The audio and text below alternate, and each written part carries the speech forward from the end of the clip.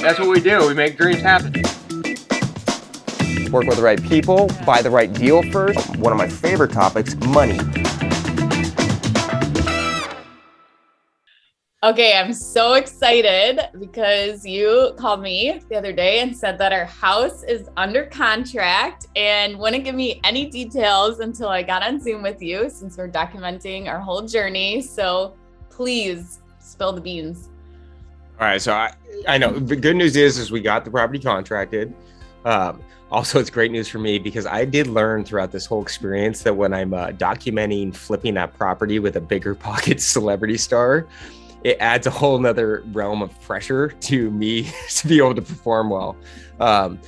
But yeah, good news is a couple great things, right? We are pending right as we're in the middle of a market transition too, where things are starting to slow down. I mean, I'm sure you've been talking to some real estate investors, and that's been the general sentiment is real estate is settling down. It's not doing what it was doing 5 months ago. Right. The amount of people looking is at a lot substantially lower, and interest rates are substantially higher, which is causing kind of the slowdown. So it's made it pretty tricky with flipping right now. Like we've ran our performance, we've gone through our processes, but it's kind of like when you go to list a property now, you can't really use comparables from 3 to 4 months ago because the cost of money was so much different. And so the good news is it's so pending. The other good news is we are pending exactly at what we performed the deal at. Originally, when we $1,050,000. Oh yeah, $1,050,000. Okay, yes. No, $1,005,000 would be stuck. That is at one point what the house was worth. For a very brief second, it jumped all the way up to $1,005,000. Yeah, I did do it. Yeah, $1,050,000. Yeah, but this has been a little bit different of a process for us, right? So for like the last 2 years, we've been listing properties, we price them aggressively, and then many of times we're getting 40 to 50 people coming through these homes, and we're getting multiple offers where they're selling way above, and we work the offers and get the highest net price. And so a lot of times it was people reaching out and us dealing with those negotiations and getting the price up. But now we had to do a lot more reaching out because when we listed, I remember originally we were going to list it for like 1.2 million. And then within that 1 week period, we started seeing we had already seen a shift coming backwards at that point. Yeah. And then remember, I called you the day of listing. I'm like, hey, we're going to change the price last minute because I was seeing some trends that were slowing down. I was calling every broker with houses in the area, and they were letting us know that traffic was very slow. And then we ended up listing at 1.1, we listed at $1,050,000, which was on the high end of the market for the time. And we made another price adjustment down to $1,001,000 after 3 weeks on market. And the reason being that we made that adjustment is we only got one showing in 9 days. And, what for us, as interest rates continue to increase, we're really trying to stay ahead of it as a flipper. And the most important thing is when you're flipping is don't get hung up on the number that you thought you might have got. You have to price it in today's market. One thing that I noticed during this whole process, like even before we started the house, was you telling me like we stick to our comp, we stick to our number, even though these houses in the area are being listed at, a very much higher price, like even 1.3 somewhere listed at, stay with our original comp. And like you were always very very good at telling me like, okay, like don't get excited, like the market could change, like let's stick to your numbers. And I think that's something very important as to, okay, if you go ahead and actually sell it for more than what you originally thought, that's just like bonus money. That's great. That's awesome. But don't fluctuate or change your numbers because of, what is things are currently being listed for. Stay on the ones that have actually sold. And I think that comp was actually from June of last year. So exactly like 1 year ago. Yeah. So we've seen a compression off a peak. And actually, I want to show you something, and I think this is important for you to look at, and this is one thing that we're always tracking as, let me share my screen. We're always tracking as investors is, throughout this whole process, we were watching the comparables, seeing if we needed to make any adjustments, which we did make some adjustments and spend a little bit more money on the property based on what we were seeing on the trends, but we didn't go overboard and we didn't just block off what was going on. And so if we look at the comps right now in the area, like at one point, 3 months ago, a house of the same square footage, same bedroom bath count, same general half-mile location, a little bit more better house, but that sold for 1.3 million. It was listed, and that was in April. It was listed for 1.1 and sold for 1.3. And then we had one of our own flips right here this is within, it'd be a very short walk. Mhm. We listed and we broke the whole market. This is the highest comp in the market because we hit it exactly the right time. We listed at the end of April when it peaked out the highest, and we sold this same house, same square footage, same location, same lot size for $1.5 million. Wow. And this one was a little bit better. We did upgrade it a lot more than we upgraded ours. I mean, even the exterior in that photo, you can tell was more. It was it's beautiful. It was a very good looking house. And we spent on that budget, we spent 50 grand more. Yeah. But I remember we were talking, I told you that we had just sold this house for this record number, but I was like, this doesn't make any sense to me as the pricing goes. And so we're not going to go with this theme because that's the highest risk type of process we can go in. If we're chasing that high comp, and if we would have spent the 200 grand on this instead of the 120, we would have been as nice as this, but we could have been stuck in the same situation because interest rates are keeping pricing at a certain flatline basis. And then here's one that's not quite as nice. It sold for 1.37. And then as interest rates started rising, and then there was another flip house, which is very similar to ours. It had a 1-car garage. This is within walking distance for sure, right across the street from us. Very similar finishes than what ours has. And that sold for 1.4. Yeah. And I just saw it listed it for 1.088 too. Like, geez, that's way above listing. It's way above, right? It sold almost 35% over list at the time. And that's because it was just inventory was less than a week in the area. Yeah. And rates were at like 3% when they went pending on it. Now rates are like, when we're going mutual with these buyers, they're at like high fives. Yeah. And so that's a cost of mortgage of, if you really think about what we're selling to them at $1,050,000, if you look at a 30%, 35% difference in your mortgage cost, that puts us at 1.35 to 1.4. So we're actually selling it for the same payment that these people sold. So this tells me that there's an affordability issue in the area. People can only spend so much on that house. And then what we started to see, and here's another flip of ours. This is actually Leica's. This sold for 1.2. And that was about a year ago. And a flip we did with her. And so all these comps were substantially higher. But for us, we had to price on the now, because one other thing I want to show you and why we made these adjustments. And one thing I will say is you were great as a partner, because I would go over this information with you and you're like, okay, yeah, that makes sense. Let's just do it. And what we didn't do is we didn't have these long, drawn out, overthinking conversations. They can be a week. We made the decision to get it going, right? And there's very little homes going pending right now in our specific area, but we are one of them. And because we're staying ahead of the market, we can get that sale racked in. Well, I think that was part of our partnership agreement too. Like, we both understood going forward that you were the expert in this market, and I was coming along with the money and some help with content. Like, that was part of why we were partnering, is because I trusted your opinion and your advice on property in this area and how to actually flip it, and especially with the pricing on it and staying in budget, things like that. Yeah, no. And the biggest thing as a flipper, especially as we go into this transitionary market, is staying on top of the market. Mm-hmm. And again, you have to sell on the now. People get hung up on what it was worth. Equity is just a thing that's there for a second, right? Like it's like if your Amazon stock's at 3,000 a share, now it's at 2,000. That's only worth 2,000. It's not worth 3,000, or it wasn't ever worth that. It's only worth that when you sell it. Mm-hmm. And if we look at this trend, and this is what I was watching, this trend, and this is why I was moving so quickly. Over the last 3 years, Bothell appreciated 57%. Wow. In the last 12 months, it was up 26. So 50% of that appreciation was done in the last 12 months. That's a hockey stick. Yeah. And anytime any asset, housing, stock market, whatever it is, Bitcoin, once it hockey sticks, you have to be careful, because what we know on the other side of that hockey stick is the same dip backwards, typically. I mean, look what happened to Bitcoin. And granted, I love real estate way more than Bitcoin, but look, it hockey sticked up and now it's below what it was even before it started hockey sticking. Right. And, and if you look at this map, back when we were looking at these comps, we bought this home in January.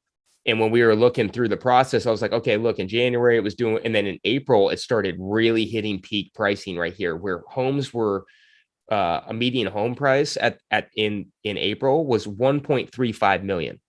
Do you think that's because people were like panicking because they knew things were going to change, like the interest rates, things like that? So they were just trying to lock in, like at least I think property. I think that's part of it, and I don't think that I think that was probably a smart thing for people to do, because even if they're paying over value, but they can afford that payment for the next 10 years, doesn't really matter. Yeah. And people can get hung up on that. But what I do think is just the general settlement for the U.S. consumer. United States, they get such bad FOMO. Mm-hmm. They only live in the now. And so right when someone is missing a house, they think they're never going to get one. If we don't buy a house now, we are never going to get a home, because they're just seeing things climb at 20%. And so they're going, if it climbs another 20%, I'm never going to buy a house again. Yeah. And they're not really thinking things all the way through. And that's where you get that bump up. And what we've seen, so think about that. So since April, the median home price in sales was 1.35. As of today, we're at 975. So we are still selling this property for for 10 or about 12% higher than the median sale price in the area for our type of product. And so as a flipper and investor, that's where I'm happy. I'm going, okay, I'm getting above. And I wish I would have sold it 2 months ago. We would have made 200 grand more. Yeah. But timing's timing, right? It just is what it is. We also sold a lot of properties at the right time, and now sometimes it's the wrong time. And as I'm watching this trend, if it's down 15% in another 12 weeks, if it drops another 10%, we're in deep trouble. Where we went from we could have made 300 grand to losing money real quick. And so staying in front of that, and that's what I learned in 2008, was get in front of the issue. Mm-hmm. and don't hang on to the profit. You reset, and then we go do another deal. And at the same time, we're still hitting our pro forma number, the number that we were happy with in the really beginning. We're selling for it. The only thing that sucks a little bit is we spent probably an additional 10 grand on the house to give it a little upgrade. So we spent 10 grand more not to get any more value out of it. But that also could have helped us get it sold at that 1,050,000 number too. One thing that I think about too is like the people that just bought the similar house with nicer upgrades for 1.5 million. Like looking at now, like people who are getting a house almost as nice for 1.05. And like you said, they say they're 10 years, their payment would be the same or whatever. But I feel like a lot of people don't think that way. They look at the house and be like, oh my God, I overpaid for my house this much compared to someone else. But if we're only doing 50,000 more in upgrades and then paying $450,000 more, it's just crazy. But what they want to think about, what I always tell people, I'm like, it doesn't really matter unless you're selling in the next couple of years. Yeah. It's, did you lock in a payment that's comfortable for 30 years? If you did, you accomplished your goal. Yeah. Like, I mean, that's really what housing's for. Another reason I wanted to point out, there's another stat I like to watch in transitioning markets is supply and demand. So as you look at supply and demand back back when we bought this property, sold and actives, new listings were 48 and they sold 85. So when we bought this property, remember when we were talking, I said, this is a very hot market that's transitioning with some other submarkets. Yeah. So this is why I liked this deal so much. Like right around when we were closing, the absorption rate was 2-to-1. So 2 homes were selling before they were getting listed. Now, if we look at what's going on, I'm seeing that new listings are 127 and sold. So look at how quickly that flipped on the graph. Right. And that's when I really try to step in and get aggressive on my adjustments. Mm-hmm. It's and if we would have priced at 1.2 at the gate and we're chasing the market down, we would still be active right now. So that says that changed, like they crossed in January 31st. Is that what that says? March of 31st, they hit. Okay. Yeah. And then it kind of rode out all the way to April. Yeah. And then that's really when the Fed started announcing their big rate hikes. Mm-hmm. And it's, you can kind of see it just starting falling off, and to watch these things. So I'm always watching supply and demand. I'm watching median home pricing and whether that's being adjusted or not, and rapidly. And then we're tracking showings. And if showings aren't to par with everybody else, we try to get in front of it. Yeah. And and then like the median, look at what's for time on market too. Back in April, it was 3 days homes were selling it. Jeez. And now we're looking at the trend is up to 15 in it. Now it's at 10 days is the average sold. But this reporting, I think, is going to look a little bit different in 3 weeks. I'm seeing a different trend than what this is actually showing me. But that means the median days on market were up 150% in the last 12 weeks. Wow. Which, granted, they're small numbers, so Yeah. it's not that big of a deal, because a normal market has 5 months of inventory in the market. So we're still well below that. But that doesn't mean that the trend's not going to get there, because it could. Yeah. And if it gets there, then we're in deep trouble. And so, and then right here, look at percentage over list. It went from 13% over list down to negative to 0. Wow. And this shows you a declining market. And so that's why as a flipper, we don't want to just use sold comps. We want to watch the trends, what's going on, what is the market telling you? But so the what good news, was it? You want to go we are over real pending. quick? You want to go over real quick, just like what our price adjustments were? Because we had 2 of them, right? The one first off the bat, and then the second one.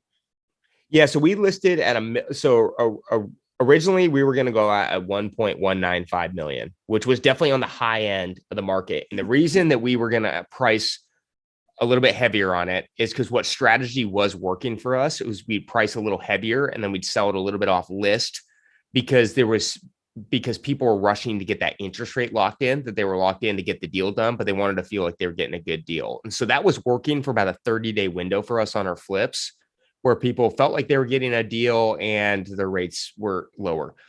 But then as we could see the rates were expiring, like it went from, and our most recent comps were around 1.2 on it.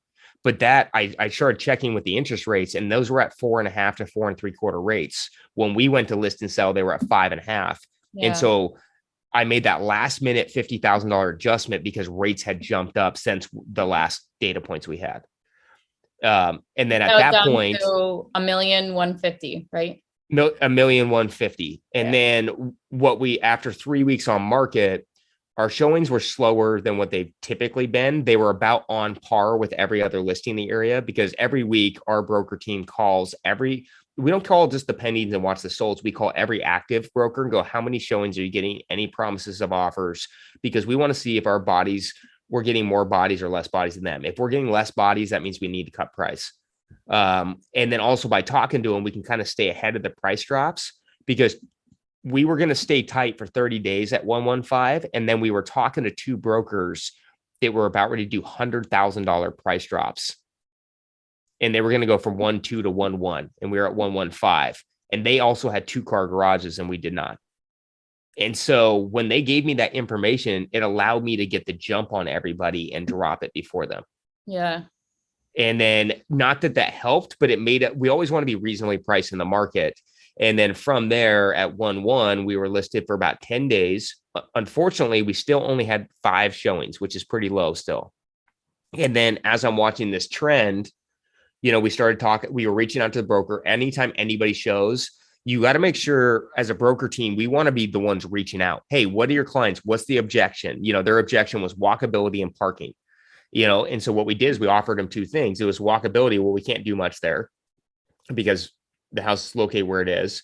But we did educate them on the neighborhood, how long people have been there for, why it's nice and peaceful, because they're coming from a very urban area in Seattle. Mm-hmm. And then the second thing is they said, well, parking. I said, well, hey, look, if you write a full price offer at 1.1, we will put in a garage. It has a carport. I can site it and put garage doors on and run power, and you'll have a fully garage if you pay the 1.1. And after going back and forth with the broker, I thought we were going to get there because that would have been about $20,000 in cost for us. So it's a win. He kind of came back to, well, they're just really worried about their payment. Their rate's higher than they thought. And they would rather opt in for a lower price and just move on to the next house. And then that's where we reached out again and say, well, how about we scrap the garage and what can we do on price? And they started with an offer of $1,020,000 on there.